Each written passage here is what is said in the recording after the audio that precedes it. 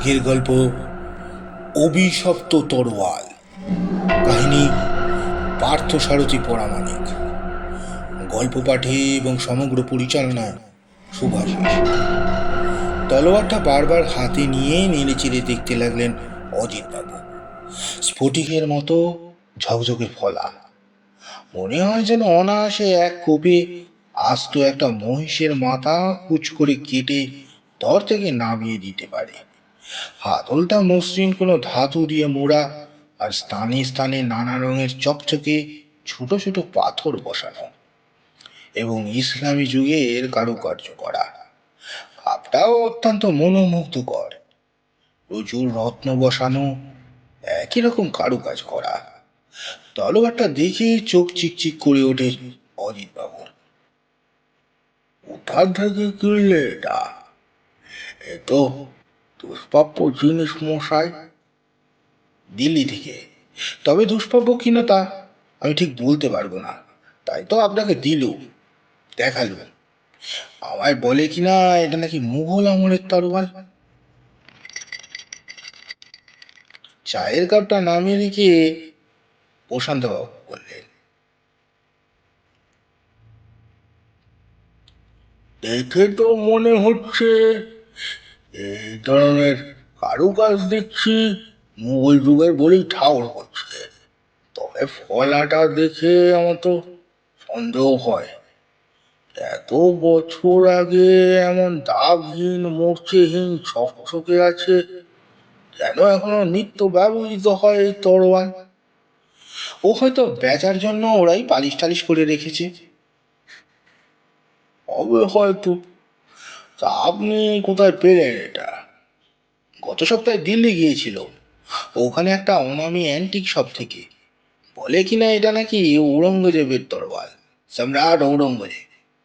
ঔরঙ্গজেব যখন যুবক ছিলেন তখন নাকি এক সৈনিককে এই তলোয়ারটা দিয়ে বলেছিলেন বন্দি দাঁড়া শিকড় মস্তক ছিন্ন করে পিতা শাহজাহানকে ভেট দিতে। এই সেই তলোয়ার যা দিয়ে কাটা হয়েছিল দাঁড়া শুকর মস্তক। বলুন কি? আরো শুনুন। যদি এর সত্যাসত্য আমি জানি না, তবে বেশ গল্পটা। এই তলোয়ারটা নাকি ঔরঙ্গজেব সেই সৈনিককেই পুরস্কার স্বরূপ এই তলোয়ারটা নাকি ঔরঙ্গজেব ওই সৈনিককেই পুরস্কার স্বরূপ প্রদান করে। দারাশিকো খুবই ধর্মপরায়ণ ছিলেন।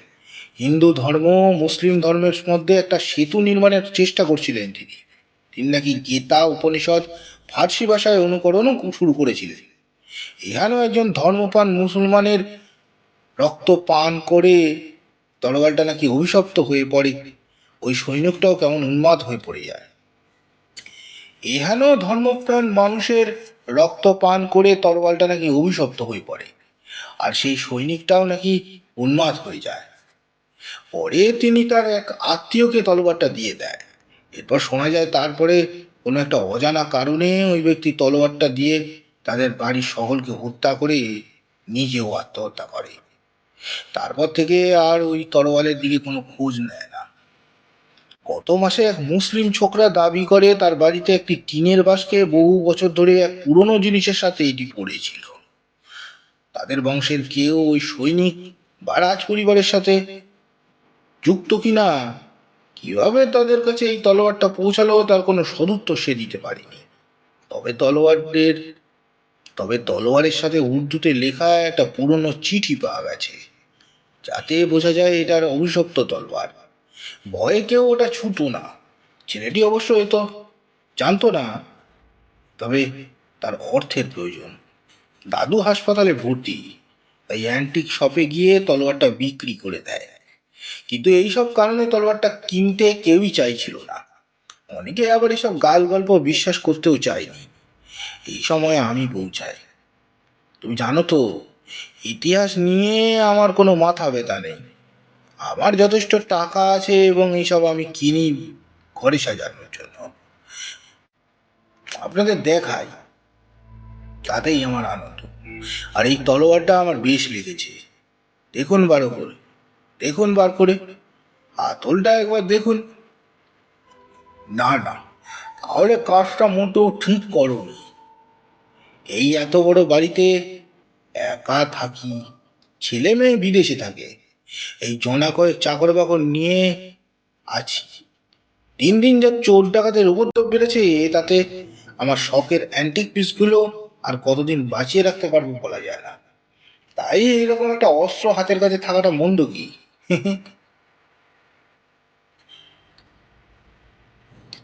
অজিতবাবু তলোয়ারটার ময়ন থেকে বের করে এক নিমেষে বেশ কায়দা করে তুলে ধরলেন। আপনি তো দেখছি ওসি চালনায় বেশ পারদর্শী মশাই।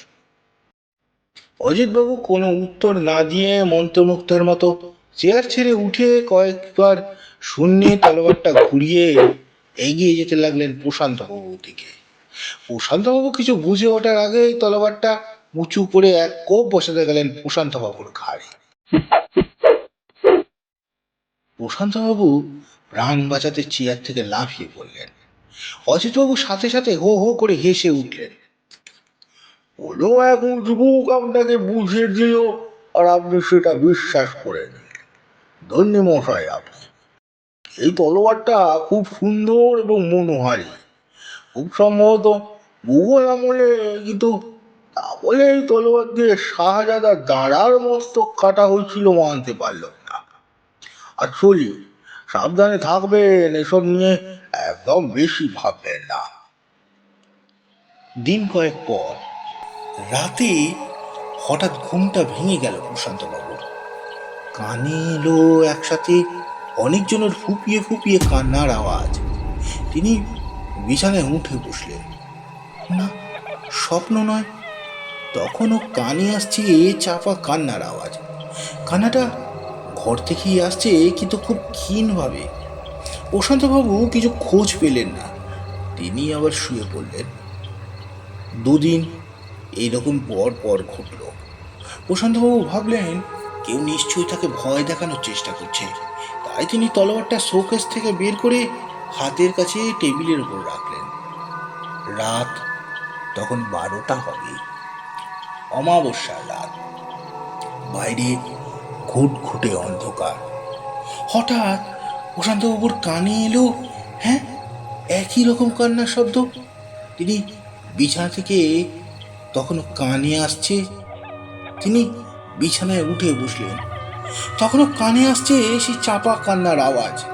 তারপরে অনেক সামনে থেকে তিনি টেবিলের উপর রাখা তলোয়ারটা ধরলেন। তারপর এক নিমেষে নগ্ন তলোয়ারটা বের করলেন। সাথে সাথে যেন একটা বিদ্যুৎ তরঙ্গ খেলে গেল তার শরীরে। তিনি কেমন বিভোর হয়ে তলোয়ার উঁচিয়ে ঘর থেকে বেরিয়ে আসতে লাগলেন। কি যেন তাকে ফিস ফিসিয়ে বলতে লাগলো, রক্ত দাও, রক্ত দাও, আমাকে রক্ত দাও। বহুদিন আমি রক্ত পান করিনি।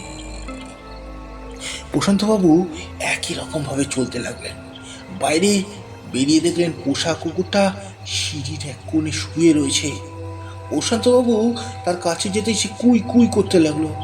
প্রশান্তবাবুর মাথায় তখন আগুল জ্বলছে, আর কানে জোরে জোরে বাজছে নির্মম আকুতি, দাও, আমায় রক্ত দাও, বহুদিন আমি রক্ত পান করিনি। প্রশান্তবাবু যন্ত্র চালিতের মতো তলোয়ারের এক কোপ বসালেন, আর সাথে সাথে কুকুরটার মাথা ধর থেকে আলাদা হয়ে গেল। তারপর একটা পরিতৃপ্তি শব্দ তার কানে এলো। মুন্ডহীন দেহটা খানিক্ষণ ছটফট করতে করতে শান্ত হয়ে পড়ল। তারপর হঠাৎ যেমন শুরু করেছিল তেমনি বন্ধ হয়ে গেল সমবেত ক্রন্দন, সেই আকুতি। প্রশান্তবাবু আবার ঘরে গিয়ে তলোয়ারটা আগের মতো ময়নের ভেতর ভরিয়ে রেখে শুয়ে পড়লেন। চাকরদের সমবেত চিৎকারে সকালবেলা ঘুম ভাঙল প্রশান্তবাবুর। উঠে দেখলেন পোষা কুকুরটাকে কে যেন তলোয়ারের এক কোপে 2 টুকরো করে দিয়েছে। তিনি জোর দিয়ে মনে করার চেষ্টা করতে লাগলেন, কিন্তু সেই কান্নার শব্দ শুনে জেগে ওঠার পর ঠিক কি করেছিলেন তার তিনি মনেই করতে পারলেন না কিছু। যেটা আন্দাজ করেছেন সেটা আদৌ কি সত্যি নাকি স্বপ্ন ছিল তাও ঠাউর করতে পারলেন না। তবুও সন্দেহ হয় যে তরোয়ালটার দিকেই যাবে। তবু সন্দেহ যে ওই তলোয়ারটার দিকেই যাবে তা বলার অপেক্ষা রাখে না। প্রশান্তবাবু ছুটে গেলেন টেবিলের কাছে। তারপর তলোয়ারটা খাপ থেকে বের করে জানলার কাছে রোদের ওপর ধরলেন। ফটিকের মতো ফলাটা রোদে ঝলমল করে উঠল, কিন্তু তাতে তো এক ফোঁটা রক্তের দাগ নেই। তাহলে কে কি দিয়ে হত্যা করলো এই অবহেলা প্রাণীটাকে, আর কেনই বা করলো? কোনো উত্তর পেলেন না তিনি। পাঁচকান হওয়ার আগে চাকর বাকর দিয়ে মৃতদেহটা সৎকারের বন্দোবস্ত করালেন প্রশান্তবাবু, কিন্তু মনটা খচখচ করতে লাগলো। তার বারবার মনে হতে লাগলো এই তলোয়ারটা দিয়েই কাটা হয়েছে কুকুরটাকে, কিন্তু এইভাবে হত্যা করলো কুকুরটাকে? তবে কি তিনি নিজেই? না না, তা কি করে সম্ভব? তলোয়ারটা তিনি কিনেছেন বটে, কিন্তু সাজিয়ে রাখার জন্য দু একজনকে ডেকে দেখানোর জন্য ওটা দিয়ে কারো খুন করার মতো সাহস আর শক্তি তার নেই। তবে দিনের পর রাত্রি এলো। মাঝরাতে আবার একসঙ্গে অনেকজনের ফুপিয়ে ফুপিয়ে কান্নার আওয়াজ তার কানে এলো। প্রশান্তবাবু থরথর করে কাঁপতে লাগলেন। বুঝলেন, আবার হয়তো তলোয়ারটা তাকে ডাকবে, তার সেই হৃদয় বিদীর্ণ করা আহ্বান, এসো, আমায় রক্ত দাও, আমায় পরিতৃপ্তি করো। যেন কানে বাজতে লাগলো। তিনি জোর করে বালিশে মুখ গুজে থাকলেন। তারপর আর তার কিছু মনে নেই। ভোর হতেই ঘরে ঢুকলো কাজের ছেলে রঘুবীর আর দরওয়ান ভীমসেন। রাতে এরাই যে বাড়িতে থাকে, বাকিরা সন্ধ্যের আগেই চলে যায়।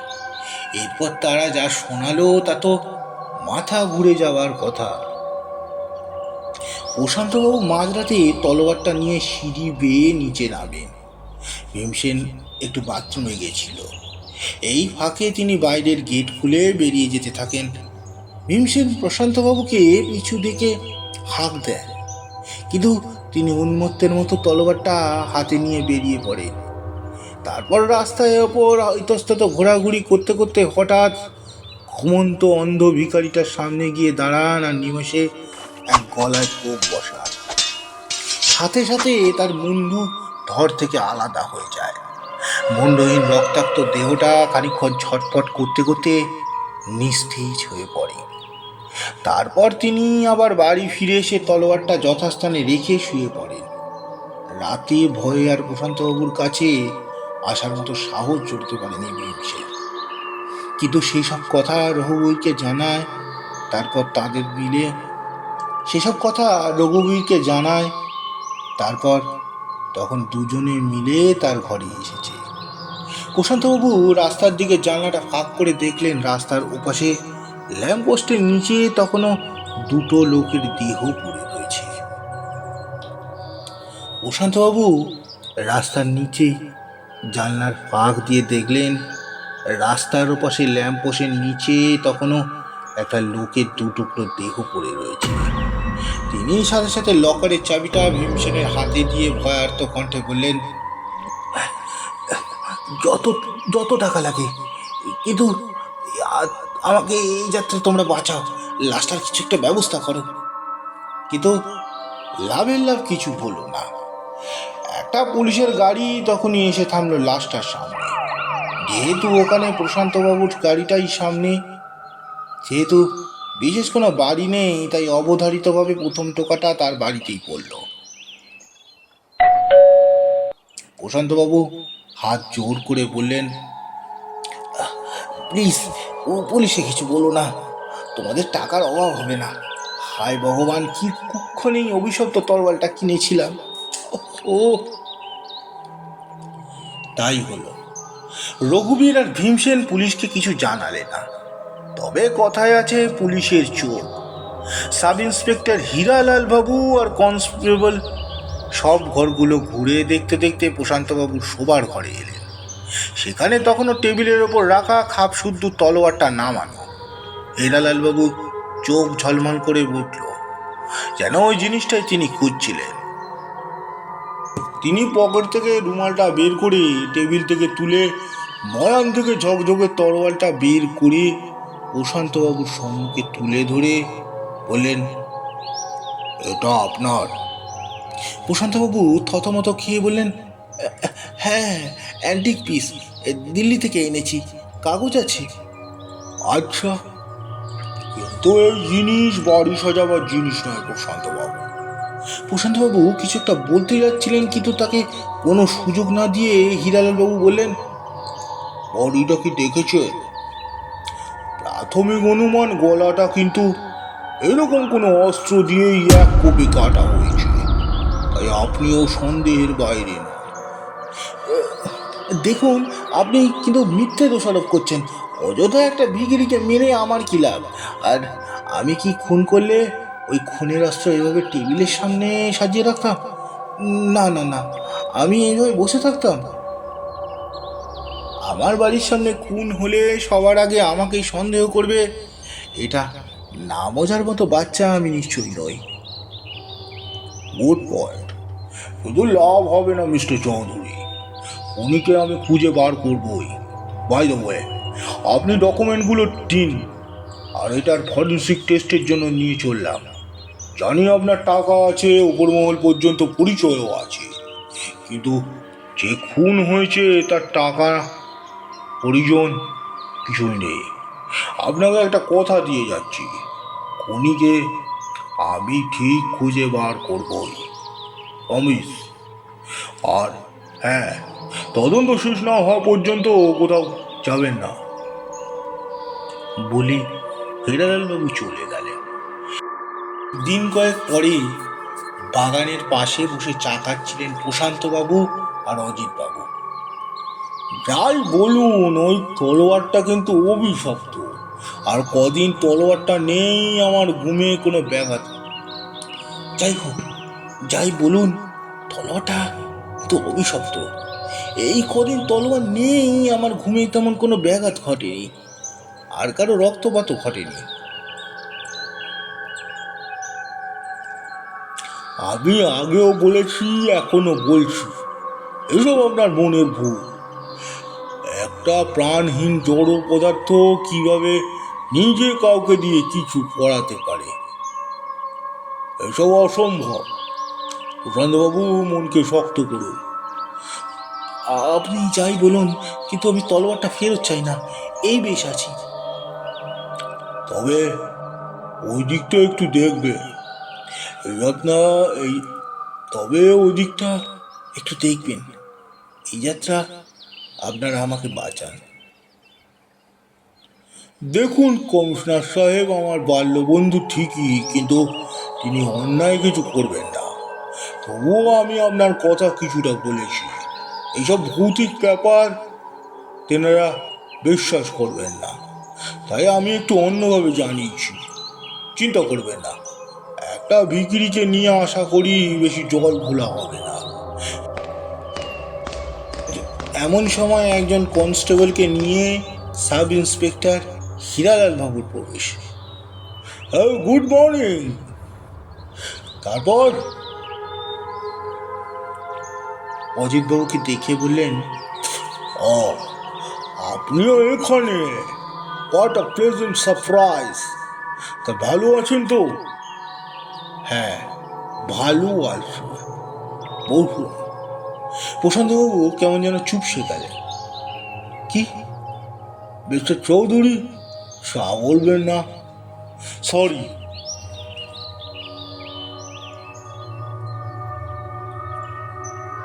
এই নিন আপনার অ্যান্টিক পিস, সাবধানে রাখবেন, খুব মূল্যবান আর দুষ্প্রাপ্য জিনিস।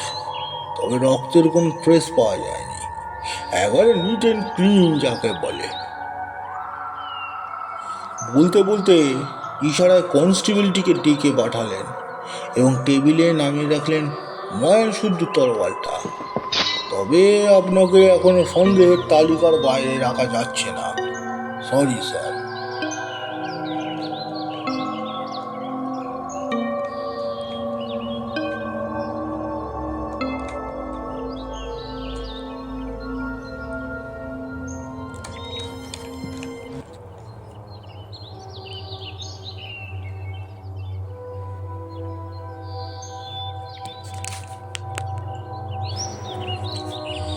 প্রশান্তবাবু তবুও কিছুটা স্বস্তি পেলেন।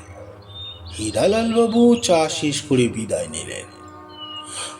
আর আমি এটা বাড়িতে ঢোকাতে চাই না, হীরালালবাবু চলে যেতেই বললেন প্রশান্তবাবু। কি অবান্তর কথা বলছেন? না, অবান্তর নয়, এটা বড় সাংঘাতিক জিনিস, আপনি জানেন না। আচ্ছা, কেমন সাংঘাতিক জিনিস তা একবার আমি নিয়ে গিয়ে দেখতে পারি কি? দেখুন, আমি আপনাকে বিপদে ফেলতে চাই না, তবুও যদি সাহসে কুলায় তা আমার আপত্তি নেই। ওর মুখ আমি দেখতে চাই না। আচ্ছা বেশ, তাহলে আমি একবার পরখ করে দেখি আপনার কথা যদি সত্যি না মিথ্যে হয়। তাহলে যাওয়ার সময় অজিতবাবু তলোয়ারটা হাতে নিয়ে নিজের গাড়িতে উঠলেন।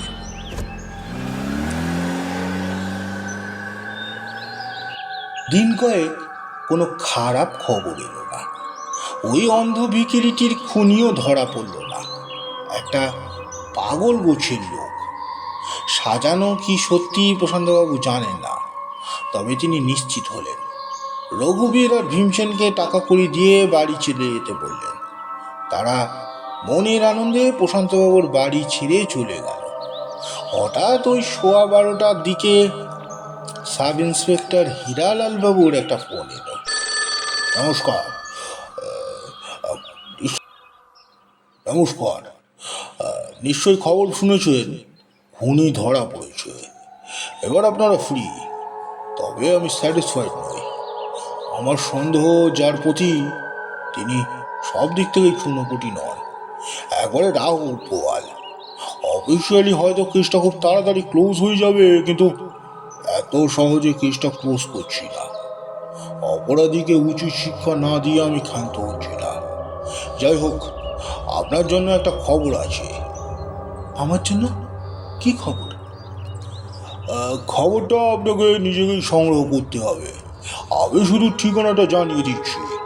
মিলেনিয়াম পার্ক, টাইম দুপুর 1টা। বাই। প্রশান্তবাবু হতমম্ব হয়ে খানিকক্ষণ ওখানেই দাঁড়িয়ে রইলেন। কি খবর আর কি দিতে চাইছেন হীরালাল বাবু? ঘড়িটার দিকে তাকিয়ে দেখলেন 12:30। তিনি আর কাল বিলম্ব না করে গাড়িটা বার করলেন। তারপর মিলেনিয়াম পার্কের দিকে দেখলেন পার্ক ফোটাফুটি ফাঁকা। গুটি কয়েক লোক গাছের ছায়ায় চেয়ারে বসে রয়েছে। হঠাৎই তার নজর গেল একটা চেয়ারের দিকে। দেখলেন রঘুবীর আর ভীমসেন বসে। ওরা এখানে কি করছে? ওদের তো সোজা বাড়ি যাবার কথা। ব্যাপারটা জানার জন্য সন্তর্পণে এগিয়ে এলেন তিনি। তারপর বিস্ময় বিমূঢ় হয়ে দেখলেন সেখানে অন্তদন্ত করে প্রবেশ করছে অজিতবাবু। তিনি তাদের হাতে বেশ কিছু টাকা দিলেন, তারপর আবার যেমন এসেছিলেন তেমনি চলে গেলেন। প্রশান্তবাবু কিছু বুঝতে পারলেন না। তার বাড়ির কর্মচারীকে লুকিয়ে অজিতবাবু কেন টাকা দিচ্ছেন? কি করতে চাইছেন উনি? তবে কি আবার তাকে পুলিশের জালে ফেলতে চান? প্রশান্তবাবু রঘুবীর আর ভীমসেনের পথ আটকে দাঁড়ালেন। অনেক হয়েছে, সব কথা আমাকে খুলে বল, আমি সব জানতে চাই, নইলে বলে একটা ছোট পিস্তল বার করলেন তিনি। এরপর যা শুনলেন তাতে তার পায়ের তলায় মাটি সরে যাওয়ার জোগাড়। এই যেন একটা সিনেমার চিত্রনাট্যের থেকে কোনো অংশে কম নয়। তার সঙ্গে যেটা ঘটেছে সেটা ওই তলোয়ারটার আলৌকিক কাণ্ড নয়, অজিতবাবুর শয়তানি। রঘুবীর আর ভীমসেনকে হাত করে মাকড়সার মতো জাল বুনেছেন অজিতবাবু, আর তিনি অসহায় পতঙ্গের মতো সে জালে আটকা পড়েছেন। তলোয়ারটা দেখার সাথে সাথে অজিতবাবুর চোখ চিকচিক করে উঠেছিল, তা তার চোখকে ফাঁকি করতে দিতে পারিনি। তলোয়ারটা দেখার সাথে সাথে অজিতবাবুর চোখ চিকচিক করে উঠেছিল, তা তার চোখকেও ফাঁকি দিতে পারিনি। কিন্তু এত বড় প্রতারণা তিনি করতে পারলেন। সে তলোয়ার হয়তো তিনি ফেরত পাবেন না, আর পেতেও চান না। তলোয়ারটা সত্যি অভিশপ্ত। এতদিনের বন্ধুত্ব এক নিমেষে কেমন ছিন্ন করে দিলেন। তবুও একবার অজিতবাবুর মুখ থেকেই সব কথা জানার জন্য ফোন করলেন তিনি। নম্বর ডায়াল করতে করতে শুনলেন, this number does not exist. প্রশান্তবাবু গাড়ি ঘুরিয়ে বাড়ি ফিরে এলেন। মনটা বড় ভারাক্রান্ত। দেশের মাটি দশের পরিচিত, দেশের মাটি দেশের পরিচিত মানুষদের ছেড়ে তিনি ছেলে মেয়েদের সাথে বিদেশ বিভেও যেতে চাননি, অথচ এরাই তাদের সাথে এমন ব্যবহার করলো। শুধু তলোয়ারটা নয়, যে মানসিক চাপের মধ্যে তিনি গেলেন, তাতে যে কোনো সময় কিছু একটা করে যেতে পারতেন। তাহলে সেই বিক্রিটাকে কে খুন করলো? অজিতবাবু? হীরালাল বাবু তবে কি সব জানতে পেরেছেন? তাই কি তিনি রাঘব বোয়ালের কথা বললেন? মাথাটা যেন চক্কর দিতে লাগলো প্রশান্তবাবু। গাড়ি পার্ক করে ঘরে ঢুকতেই নতুন কাজের ছেলেটি বলল, দুজন লোক এসছে আপনার সাথে দেখা করতে। প্রশান্তবাবু দেখলেন কালো আর খাল্লা জাতীয় পোশাক পরা একজন বয়স্ক মুসলিম ভদ্রলোক আর একজন কম বয়স্ক ছেলে এসছে। সম্ভবত সেও মুসলিম, পরনের জামা কাপড় অত্যন্ত সাধারণ।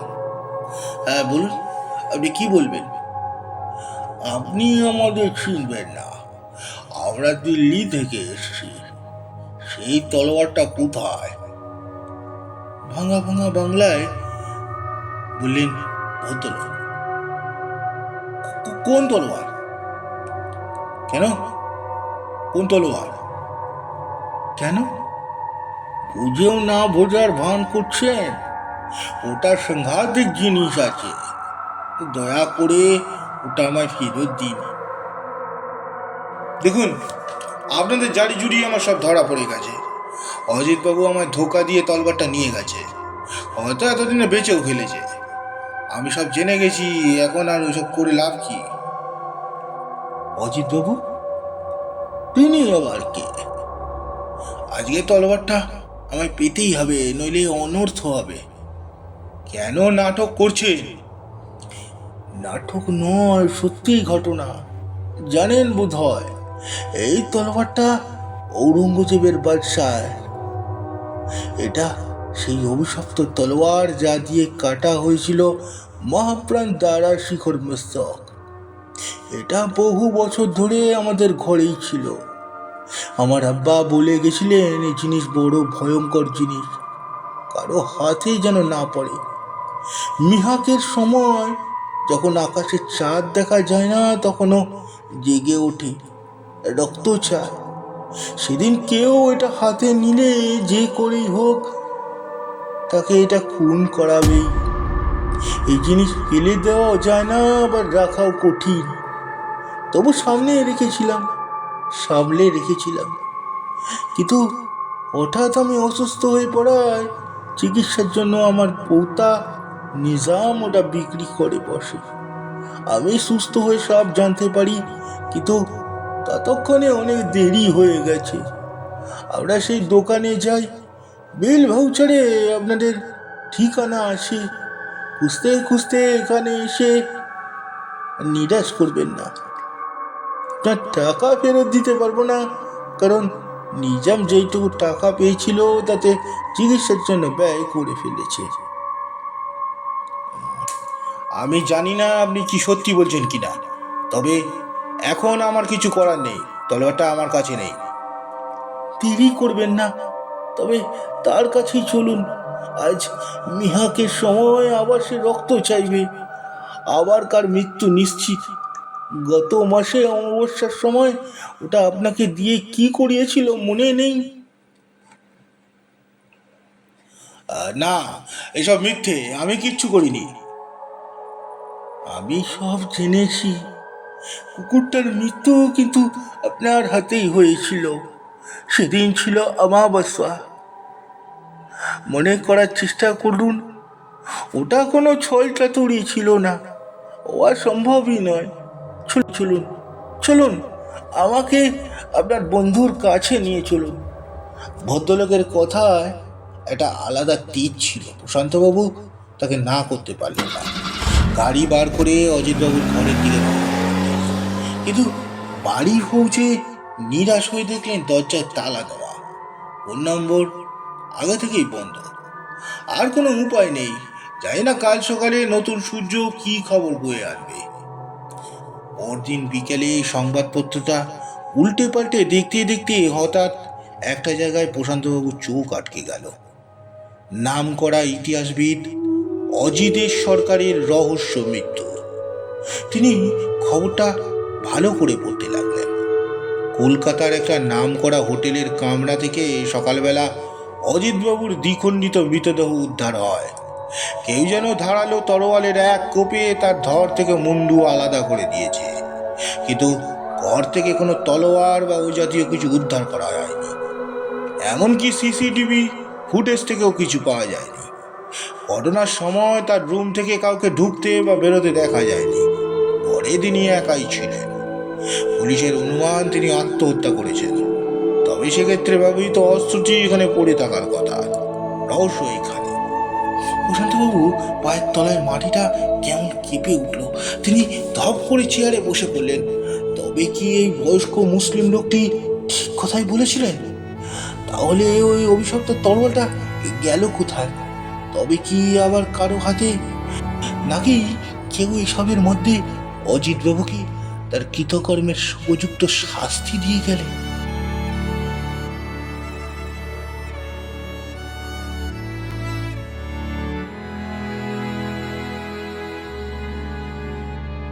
সমাপ্ত। গল্পটি আপনাদের কেমন লাগলো অবশ্যই জানাবেন। গল্পটি ভালো লাগলে লাইক, সাবস্ক্রাইব, শেয়ার করতে ভুলবেন না। নমস্কার।